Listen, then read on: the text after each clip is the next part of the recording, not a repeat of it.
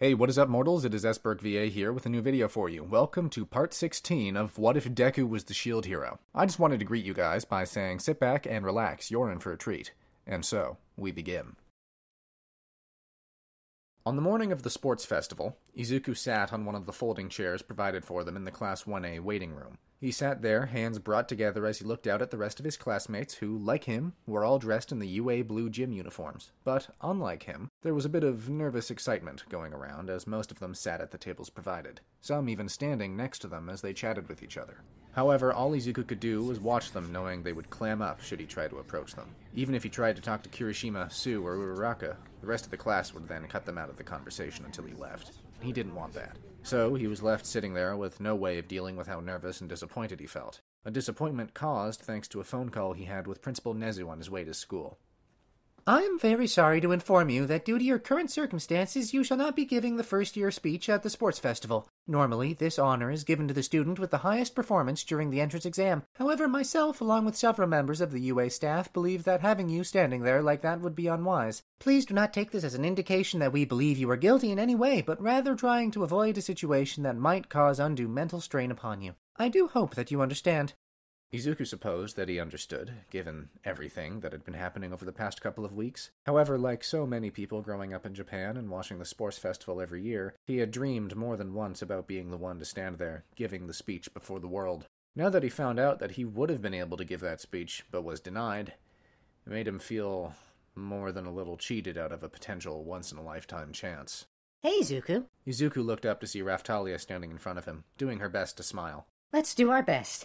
A small smile appeared on Izuku's face as he looked up at his friend, the bracelet he had made for her still on her arm. But just as all his negative feelings were about to lessen, another voice spoke up. "You won't get far." Izuku blinked as he looked past Raphtalia, spotting Todoroki standing there with a cold gaze fixed on the forest-haired teen. It was so cold that Izuku thought he could see a cold mist flowing down the bicolored-haired teen's body. The other teens in the room spotted it as well as the room became silent. "Objectively, in terms of pure power, I think it's fair to say that I'm the stronger of the two of us. Similarly, when it comes down to planning and making the most out of your resources, you come up on top. With that said, do you think you can honestly win when all you have on your side is one person, against the entire first year?" Todoroki then looked over at Raphtalia. "If you want to advance, then I suggest you stay away from Midoriya." Hey, dude, that's going way too far. Raphtalia, however, did not back away. She just stared at Todoroki square in the eye with a determined look. I will not abandon my friend. If the time comes for an event in the festival that requires teammates, I will stand by his side, and together we will take down everyone that comes after us. Alright, that's enough, Ribbit. We need to get going to the stadium now. With that, Sue ushered them all to the door while shooting Izuku a worried look. Welcome back to the UA Sports Festival, where up-and-coming heroes leave everything on the field where they have the chance to achieve worldwide fame and celebrity. Our first group is no stranger to the spotlight, as they were the ones to survive a villain attack not too long ago. Let's welcome the Hero Course students of Class 1A. With President Mike's bombastic announcement, Izuku and the rest of the class walked out onto the field with Raphtalia on one side, while Kirishima was on his opposite. As soon as they were out in the open, the shouting and cheering of the crowd could almost be considered deafening. Everywhere the teen looked, he could see heroes mixed into the crowd, dressed in their hero costumes as they threw up their fists in celebration. He also noticed something else. Raphtalia looked like she could no longer contain how nervous she was. Her body seemed to tremble as she stared out at nothing, the poor girl's tail becoming rigid like that of a scared animal's. Without thinking, Izuku moved his hand so that it took hold of the girl's. The touch almost instantly snapped her out of it. Thanks. Sort of needed that. No worries. It was the least I could do for you standing up for me back there.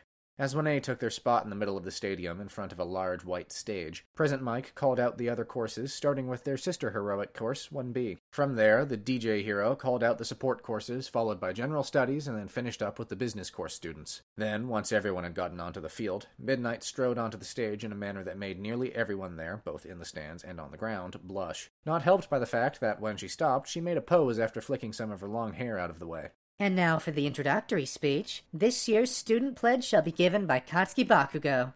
Izuku blinked in surprise as he looked over at Raphtalia just in time for Bakugo to come between them from behind, breaking their hold for a moment as he moved toward the stage with a sour expression on his face. Quickly, they reconnected their hands without their eyes ever leaving the retreating back of the explosive blonde bomber. Said explosion lover had his hands in his pockets, back slouched as he made his way to the stage with a scowl on his face. That's weird. I thought for sure you would be giving the speech. They asked me to, but I turned them down when they told me the reason you weren't going to be giving it. I guess Bakugo was their third choice. Honestly, I thought he'd be more thrilled. Izuku didn't say anything to that, though he had an idea why. He just kept his gaze on Kacchan as the bomber blonde took his place up there at the center of the stage. Before we begin, I just want to let everyone know that I'm not exactly happy to be standing here. The reason? I was their third choice.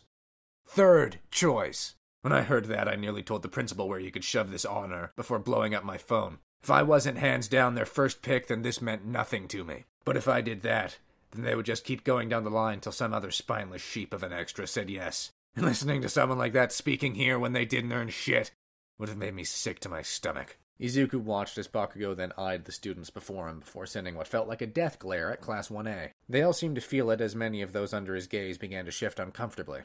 With that said, here's my speech. I'm gonna win. As several students quickly made the shift from uncomfortable to angry, shouting while raising their fists at the explosively tempered blonde, Bakugo slowly made his way off the stage with his hands in his pockets. Well, thank you for that interesting speech. I suppose we'd better not waste any more of our time and get on with the fun. From behind the rated R hero appeared a holographic slot machine which began to spin wildly before the crowd. When it stopped, Izuku and Raphtalia could see the smirk on Midnight's face as she held up her whip. The first round has been decided. The obstacle course race. From there, Midnight explained to them the rules, which seemed simple enough. Just run around the outskirts of the stadium, and anything goes as long as you stayed on the path. The first one back got first place, but while Midnight was explaining this, Izuku knew this wouldn't be so simple. He had watched these events plenty of times when he was younger, seeing plenty of the types of challenges that the school provided. So he had a feeling that whatever was going to be on that path was going to be something nobody was expecting. One last thing. It's said that great heroes are those who come prepared. To honor that spirit, those of you who have stabled your dragons, fillolials, or devices created by the support department here at UA, and had the foresight to fill out the proper paperwork, may use them in this challenge. With that said, only those that are registered may ride on them. Ah, man, my dragon's still way too young to ride. And mine just won't listen to what I say. All right, time to show the world what my babies can do. Izuku couldn't help but grin as he felt relief wash over him. He was glad that he had asked teachers like Aizawa, Midnight, and Present Mike how to sign up Philo in this contest. Both teachers helping with different levels of enthusiasm. But one thing was clear. They all wanted to see what Philo was capable of. As did Izuku. As the various students took their mark at the exit to the stadium, Izuku reluctantly let go of Raphtalia's hand before making his way to the opposite side of the field. As he walked, already missing the warmth of his friend's hand, he saw the ground opening up and a platform being raised onto the field. In the middle of this new platform was Philo, thankfully in her fillolial form, who was munching on some sandwiches that were no doubt made for her by Lunch Rush. "You ready, Philo?" Of course, Master. As Izuku got on Philo's back, the crowd had finally taken notice of the lone fillolial rider. Many of them began to laugh mockingly at the large bird, some wondering very loudly how it had gotten so fat, or if it was really a mutated chicken. Others began to boo, with a few of them throwing objects down in his direction. No doubt these people remembered what he was being accused of. It honestly made Izuku even more glad that Philo hadn't been lifted up in her human form. If they had seen that, there was no telling how angry the crowd would have become. Once he was mounted, Midnight approached him. When she spoke, it was done without the mic so that only he could hear her. To make things fair, everyone else will be given a 10-second head start. Not that it will matter in the end, right, little hero? We'll do our best. Right, Master? Izuku nodded, causing Midnight to smile at him and Philo. For a moment, she looked like she wanted to say something more to them, or to even pat Philo's beak as a sign of affection. But it seemed like she wanted to maintain the appearance of being neutral on all this. So, instead, she turned around with her head raised. Begin. This video is sponsored by ExpressVPN. ExpressVPN allows you to change your IP address, making it harder to track and securing your privacy. In addition to providing safe passage through the web, you can also expand the reach of your favorite streaming services like Disney+. If you're from the United States, you won't be able to watch any of the MCU and Sony Spider-Man movies. But by switching your location to Japan, you can access them whenever you want. Check out the link in the description to get 3 extra months when you purchase the 12-month subscription plan that costs $99.99. This deal is for a limited time, and thanks to ExpressVPN for sponsoring this video. Izuku held on to Philo's feathers as he watched his fellow first-years moving through the narrow hallway to leave the stadium. Or at least, they were trying to. With everyone so cramped inside, moving was difficult at best. It was made even worse as ice began to cover everything and everyone in it as well. Biting his lower lip, the green-haired teen watched as students, mainly those from general studies and the support course, tried their best to free themselves. One of the students who was a bit more successful was May, who, after pressing a button, grinned proudly as her gear began to heat up to melt the ice. This is nothing for my babies. With a mad laugh, she dashed off just as midnight gave the signal for Izuku to head out. Here we go! A loud explosion filled the stadium, silencing the crowd for a moment, while a massive pillar of dust and debris shot up into the sky as Philo took off. The pair was nothing more than a blur as they passed through the tunnel. As they passed any number of still frozen students, Izuku kept his gaze out for Raphtalia, only letting out a sigh of relief as he exited. She wasn't there, meaning she was still in the race.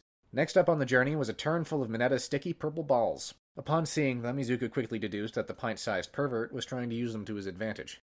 Be careful, Philo! If you touch them, you'll get stuck. Right. Wasting no time, Philo leaped into the air where she soared over the field. As they did, Izuku could see that a few people were already caught in the purple landmines. Several of them, he noticed, had made the unfortunate mistake of trying to grab a hold of them with their bare hands in an attempt to pry the orbs off of them, only to get further stuck. Others were using their time to try and slide out of their gym uniforms without caring for how they looked. Then, when Izuku looked up again, he spotted the rest of the first-year students. Many were just standing there, staring up at the remains of 3 zero-point robots from the entrance exam. Judging by the ice and scorch marks, Izuku had a pretty good guess as to how they were taken out. And the good news was that it seemed like it had happened recently, meaning Izuku was quickly catching up to the front of the pack, thanks to Philo. As Izuku landed near a fallen Minetta, his face now sporting a massive bruise, Philo leapt to the side in order to dodge one of the metal arms of a one-pointer robot. The machine didn't let up, speeding up in order to close the distance while pulling back its other metallic arm, ready to strike Philo's head. However, Izuku not only saw this, but acted instantly, by leaning forward and raising his shield to block the attack. The one-pointer's arm bounced off the shield with a loud clank, making an opening for Philo to unleash a spinning kick to its midsection. Thank you, Master. No problem. Let's keep going. Philo nodded, wasting no more time as she quickly took off at high speeds, shooting through anything that got in her way. As she did, metal debris landed on top of her. Some of it was made of small shards, no larger than a small coin, while others were entire limbs of the metal foes. Deciding to make most of this, Izuku began to feed his shield the various pieces of metal in the hopes that it might unlock a new shield or something. Sadly, nothing happened. But at least it was off Philo, so there was that.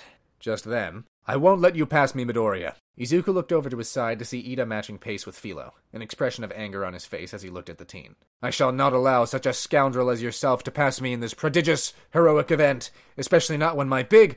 As he spoke, the blue-haired, bespectacled teen failed to notice the slight movements of Midoriya's lips as he whispered something, nor did he seem to be aware of the green flash in front of him. So it was little surprise to Izuku or Philo that he failed to notice the airstrike shield right in front of him until it was too late, crashing into it like an old Saturday morning cartoon character. And perhaps Izuku had done Ida a favor, as the next obstacle was a mere moments away. A deep trench right in the middle of the path, so deep that no one could see the bottom. Too easy. With a laugh, Philo sped up while everyone else began to slow down. When she reached the edge of the gorge, Philo leaped into the air. Now airborne again, Izuku noticed that there were several thick wires connecting one side of the trench to the other, which students were trying to either balance upon or shimmy across. But that wasn't what Philo was aiming for. No, she was aiming for one of the various pillars sticking out of the darkness. Still laughing, Philo landed on one of these pillars without losing any of her momentum as she continued to run. She then made another leap to the next, and to the next, until finally they were on the other side where Todoroki and Bakugo were. Midoriya. Damn it, Deku! Both Midoriya and Philo ignored the two as they landed. At that moment, Philo gave another mighty burst from her legs, creating another large pillar of dust that shot high into the air. This took both of the other boys by surprise, as the two were temporarily blinded by this action. Then, by the time they had cleaned the dirt from their eyes, both Izuku and Philo were way ahead of them. No, I won't let him. I won't let him! Bakugo shot both of his arms behind him before massive explosions erupted from his palms, sending him flying through the air toward the vanishing form of his childhood friend. Meanwhile, Todoroki stood there for a moment as his fists began to clench tightly. Ice then began to form behind him, taking on the form of large ice spikes before he took off at full speed. Meanwhile, with Izuku, both he and Philo were coming up to the final challenge, a landmine field. Thankfully, the two of them got plenty of warning thanks to Present Mike, who continued to narrate the events as well as the helpful signs in front. Master, should we slow down or go faster? Can you go faster? Of course. Hi, quick! A new burst of speed nearly caused Izuku to go flying off Philo's back. The world around him became a blur for a moment as large pink explosions erupted from the ground behind him. The next thing he knew, he was in a long hallway leading back into the stadium. Philo hummed happily as she ran towards the bright light on the other side, Present Mike's voice echoing loudly. And we have our winner for the first event, Izuku Midoriya! Thank you all for indulging yourselves in all this information thus far. I hope you enjoyed it. Now there are a few more things that I'd like to go over before the video ends. Firstly, I'd like to thank our patrons, BD Flames, Ethan Davis, Terry Chills, Shifter Meals, Adam Zagel, Zill, XAV Beat 03, and Joshua Phelps. Secondly, I'd also like to thank all of our YouTube members, Toei Acosta, Rob the King, Sith Lord 906, CF2364, and Knuckles, Rimuo Tempest, Angel Juarez, Donald C. Stewart, Bryant Greer, and Demonized Fox. Thirdly, if you're in the mood for some great storytelling, We the Celestials has you covered. Our We the Celestials, My Hero Academia, and Naruto What If channels retell the story of their namesake anime with a twist. Check it out if you're interested. Fourthly, on behalf of We the Celestials, I'd like to thank everyone involved in the production of today's awesome content. Their details can be found in the description below. Lastly, if you're interested in what we do here at We the Celestials, I'd like to extend an invitation to join the team. The only caveat is that we only accept members from 16 years old and up to join our crew. You can sign up for whichever category fulfills your interests by joining the recruitment Discord using the link in the description below. We're always looking for members to join us. Well, that's it from us for today's video. So thank you all for watching, and have a great day.